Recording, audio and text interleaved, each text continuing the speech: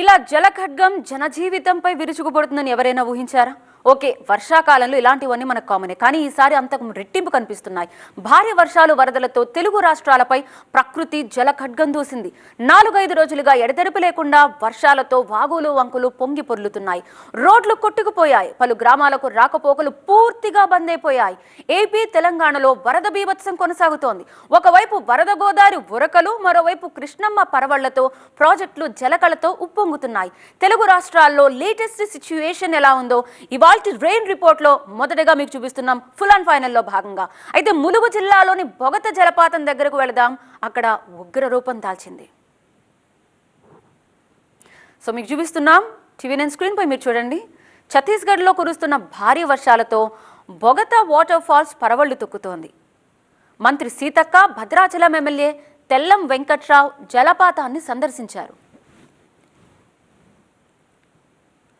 అత్యంత ప్రమాదకరంగా వరద పోటెత్తుతుండటంతో సందర్శకులు జలపాతంలోకి దిగొద్దని సీతక్క సూచించారు.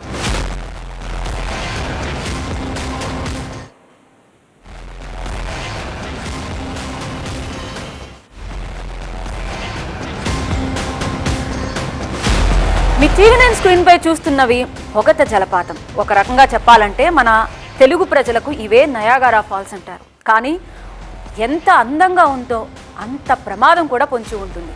ఈ మధ్యకాలంలో మరీ ఎక్కువగా మనం చూస్తున్నాం. ఎక్కడైనా వాటర్ ఫాల్స్ దగ్గరికి వెళ్ళినా, ఒక అందమైన ప్రదేశాన్ని షూట్ చేద్దామనో, లేకపోతే రీల్స్ కోసమో, లేకపోతే ఇన్ఫ్లుయెన్సర్స్ ఎవరైనా కావచ్చు, దగ్గరకు వెళితే ప్రమాదం అంచుల్లోకి చిక్కుకుంటున్నారు. అందుకనే చాలా జాగ్రత్తలు కూడా చెప్తున్నారు. ముఖ్యంగా సీతక్క అక్కడికి వెళుతున్న దృశ్యం, సీతక్క అక్కడ వారికి చెప్తున్న దృశ్యం కూడా మనకు కనిపిస్తోంది. చూడండి, కానీ దూరం నుంచి మాత్రమే చూడండి. దయచేసి దిగాలనే ప్రయత్నం మాత్రం చేయొద్దని చెప్తున్నారు. సో మనం బొగత జలపాతం ఎంత అందంగా కనిపిస్తుందో చూడండి.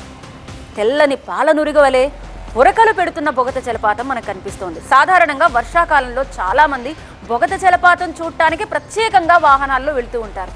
కానీ చాలా జాగ్రత్తలు పాటించడం మాత్రం ముఖ్యం. బికాజ్ అంతా అయిపోయిన తర్వాత ఎవ్వరూ ఏమీ చేయలేరు. కాబట్టి పర్యాటకులు మాత్రం బొగత జలపాతాన్ని దూరం నుంచి చూడండి అంటూ సీతక్క కూడా చెప్తున్న దృశ్యం మనకు కనిపిస్తుంది.